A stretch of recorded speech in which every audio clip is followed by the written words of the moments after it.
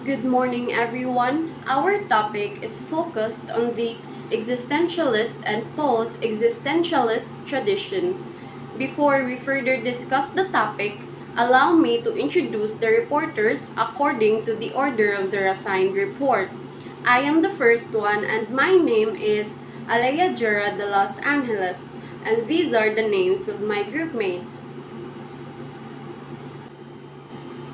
To start with our discussion, do you know what is existentialist? Well, if you have ever pondered the meaning of existence or questioned your purpose in life, well, that itself means that you have partaken in existentialist philosophy. Sartre, an existentialist philosopher, believed that existence precedes essence. In other words, our existence or the birth happens first, and then it is up to each one of us to determine who we are. Sometimes, existentialist philosophers refuse to define existentialism because they are opposed to thinking of their philosophic posture as an inflexible and rigid doctrine. However, it is possible to determine the basis of this movement by noting some of its characteristics. The biggest characteristic among them is the great emphasis that the existentialists place on the meaning of man's personal freedom. They believe that man is decisive in his own life. In a sense, he makes his life what it is by his own free decision. As a corollary, man is subjected to the dread involved in choices, for the consequences of which he has only himself to either praise or to blame. The authentic man must commit himself. He cannot give his power of choice away without in some way dehumanizing himself and becoming fraudulent or subhuman. This preoccupation with man's responsibility to himself is a reflection of the very great moral crisis in the 1940s, when so many people despaired of any system of values that mankind would respect. The fearful fact of genocide of the Jews in Germany, the terror of the underground, the betrayal of their country by men who gave in to fraudulent promises, the grim world of an apparently bankrupt Western culture facing possible atomic annihilation, all these were reasonable grounds for man forever despairing in himself. To this picture of desperation, existentialists brought something positive in their insistence on the inescapable freedom that each man as an individual possesses. One of the foremost characteristics of this movement is the great emphasis that the existentialists place on the meaning of man's personal freedom. To carry on, here's another characteristic of the movement: affirmation of the unique individuals as opposed to the zero men or ciphers that make up the crowd. This characteristic emphasizes the authenticity of single individuals as to how the world can change. So rather than relying on a god, existentialists urge the individual to take responsibility for their place in the world. For example, the existentialist singular thought or dilemma considers the human experience to be meaningless, at least at the start of one's assessment of the world, as a result of living in an uncaring world. Following Charles Darwin's famous discovery that humans are merely products of the biological evolution, much existentialist thought arose. As a result, the world became more materialistic, scientific fact came to trump the religious belief, which deprived the world of inherent meaning and humans of divine right. Suddenly, religious thought gave way to scientific fact, and philosophers attempted to compensate for this loss of meaning. Although existential ideas are sometimes far-reaching and contradictory, there are many shared ideas agreed upon by philosophers that labels them as an existentialist. One of such ideas is that humans must now create meaning in the world. This is a contradictory view when viewed from the viewpoint of a god receiving meaning or someone getting meaning from the world. However, The existentialists argue that purpose can be found in one's pursuits, typically through artistic or altruistic means. An existent viewpoint means seeing existence as absurd, something with no evident purpose even though humans persist as if they have one. The existential cure for this apparent meaninglessness lies in looking at and being entirely truthful and authentic with oneself. As a result, the critical eye can embark on a journey of self-realization, allowing the individual to become something like a god of their own. From one point of view, the existentialists divide roughly between writers and philosophers. The philosophical existentialists divide roughly between the atheistic and the religious. Soren Kierkegaard, known as the ultimate anti-Christianity Christian, is often considered to be the father of them all, but Friedrich Nietzsche, also known as the ultimate antichrist philosopher, is a crucial figure at the origins of the developing line of atheistic existentialism. Kierkegaard and Nietzsche were two of the first philosophers considered fundamental to the existentialist movement, though neither used the term existentialism, and it is unclear whether they would have supported the existentialism of the 20th century. They focus on subjective human experience rather than the objective truths of mathematics and science, which they believe were too detached or observational to truly get at the human experience. Like Pascal, they were interested in people's quiet struggle with the apparent meaninglessness of life and the use of diversion to escape from boredom. Unlike Pascal, Kierkegaard and Nietzsche also considered the role of making free choices, particularly regarding fundamental values and beliefs and how such choices change the nature and identity of the chooser.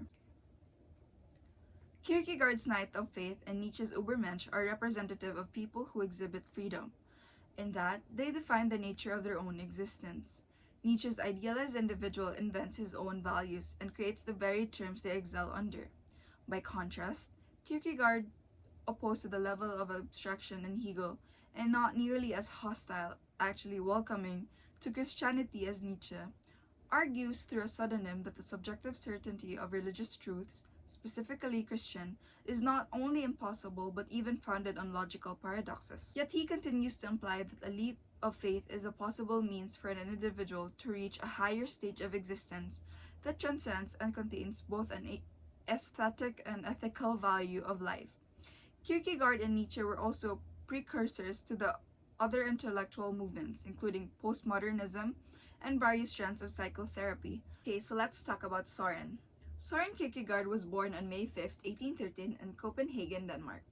He was a Danish philosopher, theologian, and cultural critic who had a major influence on existentialism and Protestant theology in the 20th century. He attacked the literary, philosophical, and ecclesiastical establishments of his day for misrepresenting the highest task of human existence, which is becoming oneself in an ethical and religious sense, as something so easy that it could seem already accomplished, even when it had not even been undertaken. The heart of his work lay in the infinite requirement and strenuous difficulty of religious existence in general and Christian faith in particular. He was a Christian whose devoutness was so idiosyncratic as to be functionally indistinct from hearsay. He tried and failed to save Christianity from itself, but succeeded without really trying through founding a new philosophical style rooted in the inward drama of being human. That quote is Claire Carlyle's from her biography, Philosopher of the Heart. The restless life of Soren Kierkegaard, the new philosophical style, was existentialism. He proposed that each individual, not reason, society, or religious orthodoxy, is solely tasked with giving meaning to life and living it sincerely, or authentically. He was convinced that the Christian faith, as it was generally practiced, had lost its way. Kierkegaard was a fierce critic of religious dogma. Kierkegaard believed that the human being's relationship with God must be hard-won, a matter of devotion and suffering. According to Kierkegaard, a person becomes a committed, responsible human being by making difficult decisions and sacrifices. The force of Kierkegaard's philosophy rests in the notion that human life is paradoxical and absurd, and that to confront this absurdity is to become truly human. Moving to another forerunner, Friedrich Nietzsche, born on October 15, 1844 in Brocken-Lutzen, Germany. He was a cultural critic who published intensively in the 1870s and 1880s. He is famous for uncompromising criticisms of traditional European morality and religion, as well as of conventional philosophical ideas and social and political pieties associated with modernity. Many of these criticisms rely on psychological diagnoses that expose false consciousness infecting people's received ideas. For that reason, he is often associated with a group of late modern thinkers, including Marx and Freud, who advance a hermeneutics of suspicions against traditional values. Nietzsche also used his psychological analysis to support original theories about the nature of the self and provocative proposals, suggesting new values that he thought would promote cultural renewal and improve social and psychological life by comparison to life under the traditional values he criticized. Like all existentialists, Nietzsche denounced the universalistic tendencies displayed throughout the history of Western philosophy. That is, the tendencies of philosophers to assert that what they knew or believed or discovered should be considered true for everyone and for all time. According to Nietzsche, there is no such thing as a universal truth that is true for everyone and for all time. Instead, Nietzsche argued that what was true from one person's perspective might not be true from another person's perspective, a philosophical idea known as perspectivism. For Nietzsche, all human perspectives are valid in the quest for truth. The emphasis on the significance of the individual points of view underscores Nietzsche's belief in priority of individuality, the value of suspicion and skepticism, regardless of what else might exist. As part of this world, men must live as if there is nothing else beyond life. A failure to live, to take risks, is a failure to realize human potential. In other words, the future has no meaning. This idea of everything we do is In other words, the future has no meaning. This idea of everything we do is essentially pointless, brought on by the idea that human itself must find meaning to its own existence and to the existence of the world. This new idea changed many people's perspective on life. If there is no meaning in life, then there's not a set of guidelines that human beings need to follow. There's not a right or wrong thing to do. Nietzsche's existential philosophy includes believing that things and people has no Nietzsche's contribution to existentialism was the idea that men must accept that they are part of a material world, regardless of what else might exist. As part of this world, men must live as if there is nothing else beyond life.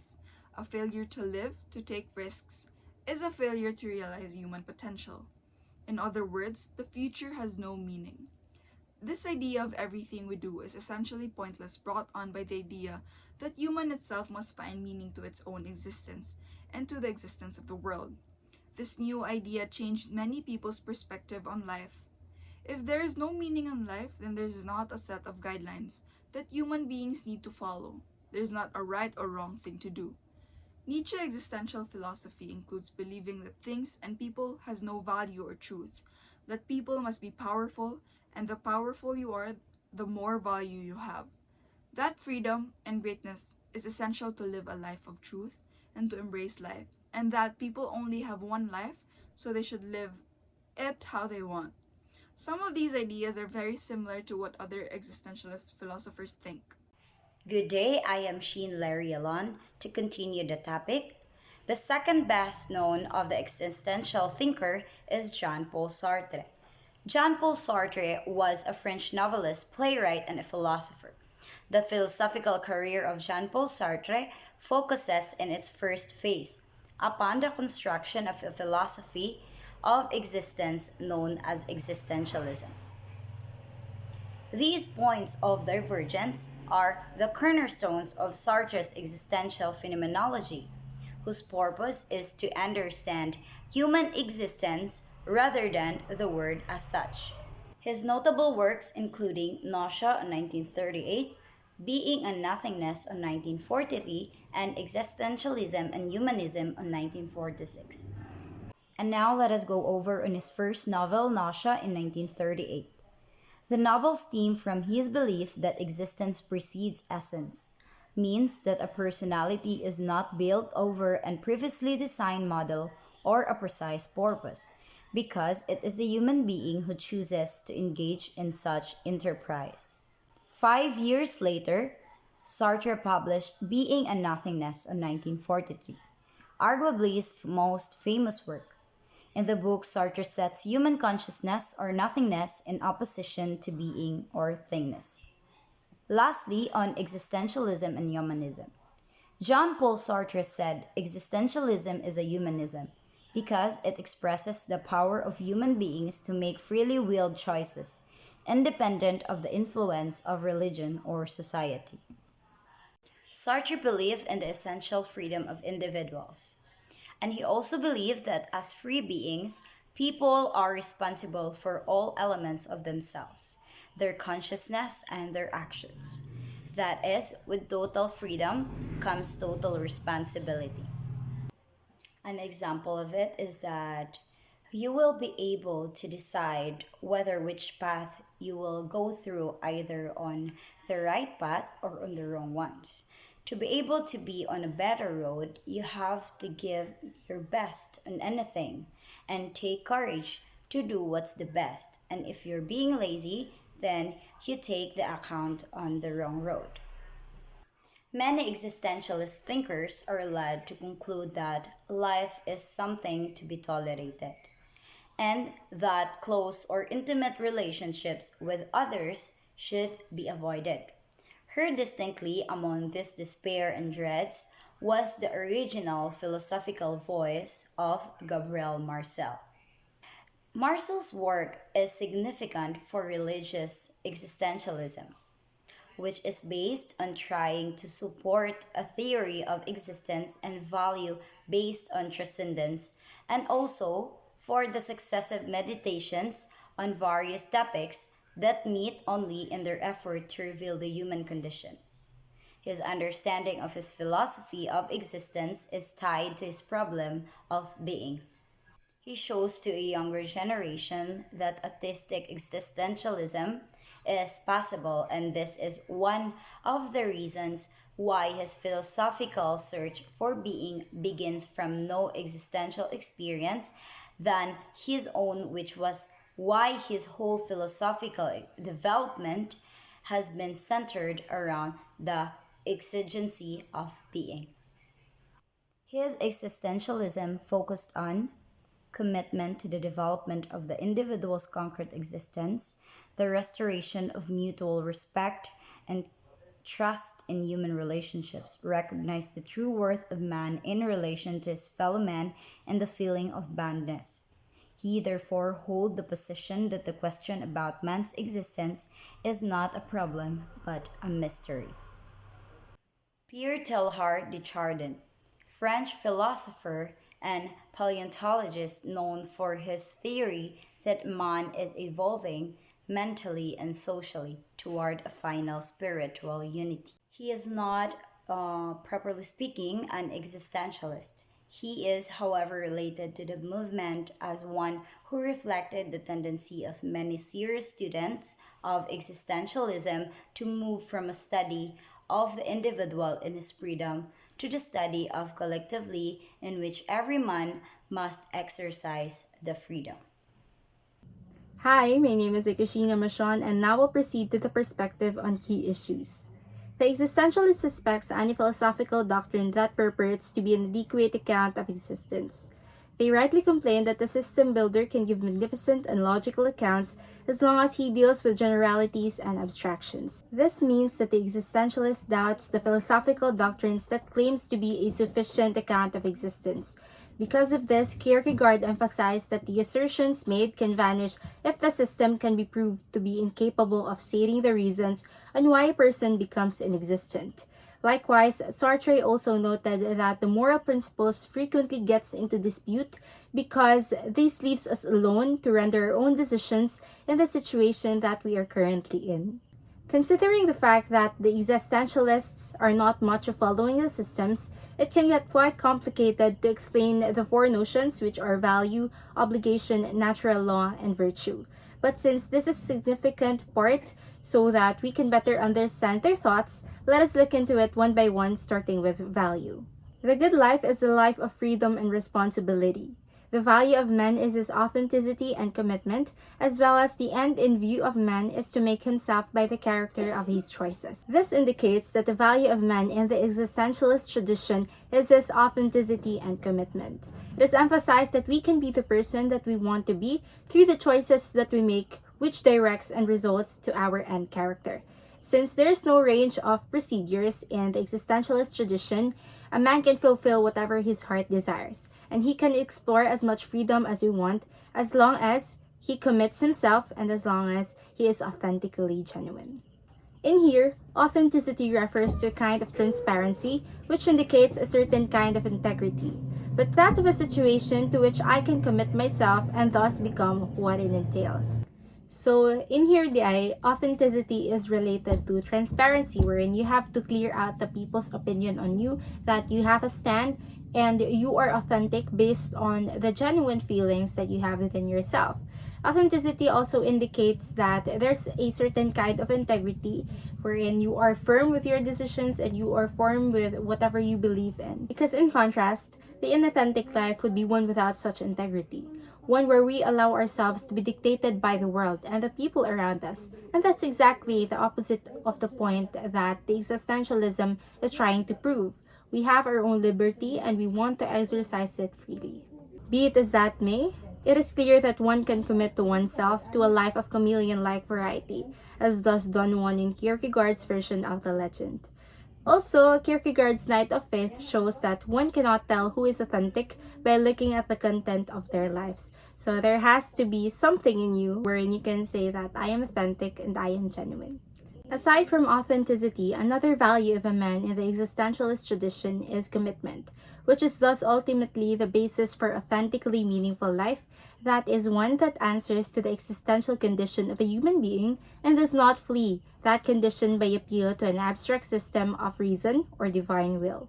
So commitment there is connected to authenticity because diba sa authenticity, you have to be transparent and you have to not be dictated by the other world by showing your genuine thoughts and actions. On the other hand, commitment is an existential condition of being human wherein you have to face the consequences of your action and not just leave it behind if things goes bad. So you have to be steadfast and firm in facing the consequences of your actions. Thus, the existentialist focus on the value of man through authenticity and commitment leads to a distinctive stance towards ethics and value theory generally.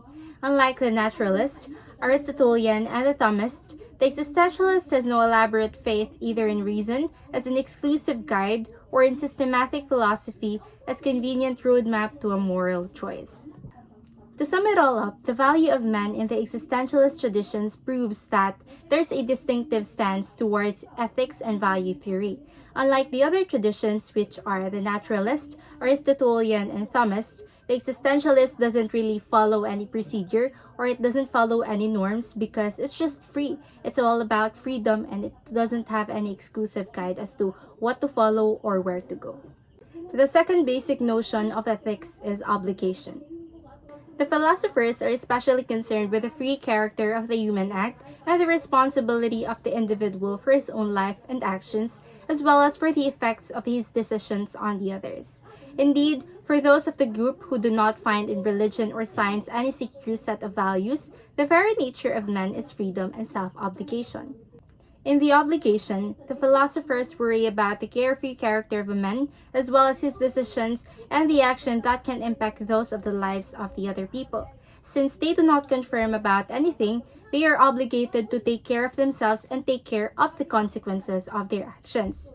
He creates an image of genuinity by doing what is morally right based on his actions and choices, as well as the philosophers constantly address that one's free decision has an associated responsibility that significantly needed to be attended, which a man is obligated to take a stand on. This is why Kierkegaard points out that loneliness and solitude can be a factor in decision-making as it influences our feelings, which basically affects our actions. So before doing something, we have to learn how to control our temper and emotions to have no regrets. Sartre, on the other hand, declares that man is condemned to be free, while Marcel thinks that we have to let loose of ourselves from the pressure against the freedom, as we are not obligated to the expectations of the society, but our obligation is only bound and limited to the things that we do. So, for the continuation of the last key issue, let us proceed with the next one, which is the natural law. Natural law theory states that man himself is capable of setting up a standard of morality based on his own nature. Human beings possess intrinsic value that govern their reasoning and behavior. Natural law maintains that rules of right and wrong are inherent in people and are not created by society, court judges. So that alone gives us a hint of an idea of how natural law works in our lives. But I will explain more of that later on as we progress on this topic. So the fourth and final key topic in moral theory concerns virtue. Virtue is the power of moral action that enables man to act with ease and order in some areas of his life. Now, I know that existentialists or by choice not systematic, and it is at best difficult to relate their thought to the four basic notions, namely value, obligation, natural law, and virtue. These topics are at least implicitly relevant to their thought. So in order for us to see how the remaining topics are of central concern, we will look at them more closely. So natural law. Law is primarily an ordination of reason. Existentialism states that our lives have no inherent meaning or purpose, but rather it is the purpose we create for our lives that gives them a sense of meaning. If you've ever pondered the meaning of existence or questioned your purpose in life, you have already partaken the existentialist philosophy. It would be quite hard to find someone who hasn't asked themselves the big questions like, what is the meaning of life? Why do I exist? What is my purpose? For thousands of years, these questions were happily answered by the belief of your purpose in life was assigned prior to creation. Di ba mo dyan ng common thought nato nga natay purpose dahil sa ating kinabuhi prior to our existence. But the existentialists, however, disagreed. They believe that you were a blank slate. They call it tabula rasa, and it is up to you to discover your life's purpose or meaning. This meaning is only present in our consciousness. However, the universe does not care of what you are doing. Existentialists believe that we can live our lives freely and do what we enjoy as far as society allows us. Law is also systematic. Reasons and system are both rejected as inadequate for the choices that the existentialists, especially Sartre and Kierkegaard, see us condemned to make. They acknowledge that there are moral principles and maxims, but they insist that these are all too often in conflict. So Sartre argues that God is characterized as a creator, but every creation has an intended purpose behind that. It is determined by its creator. Sartre rejects the notion of God, or argues that humans, as we are, have no essential nature because they are not the creation of the high power of. For Sartre, humans simply exist and make subjective decisions on how to live their lives regardless of any prophetic universal truths. Humans are tossed into the world, into the void of creation with no meaning, no purpose, and no guidance. Our occupation in the nothingness of reality gives us individuals absolute freedom to do whatever they choose. Every individual can choose their own meaning of life and become responsible for managing their existence according to the meaning they give themselves. For Kierkegaard, he revolves around the idea of where individuals find meaning in their life through a deep leap of faith. Leap of faith means it's once a person experiences an essential crisis, he would completely, without reservation, commit himself to God, even if it seems irrational to do so. What matters to him also is a concrete existence. For Kierkegaard, to exist means to strive, to consider alternatives, to choose, to decide, and most of all, to commit. And so for the last key topic of the existentialist and post-existentialist tradition is virtue. And according to Kierkegaard, he would rather be remembered as an individual rather than simply another zero man in the crowd. A key human existence for the existentialist is authenticity and integrity. According to Kierkegaard, rather than searching for the truth with a capital T, he would rather find the truth that is meaningful to the individual's life. It is important to find the truth for him. We are urged to be honest in facing choices in life as well as consequences they bring. Above all, we are not to deceive ourselves and close our eyes to situations in which we are morally involved. And that ends our topic in existentialist and post-existentialist tradition. Thank you.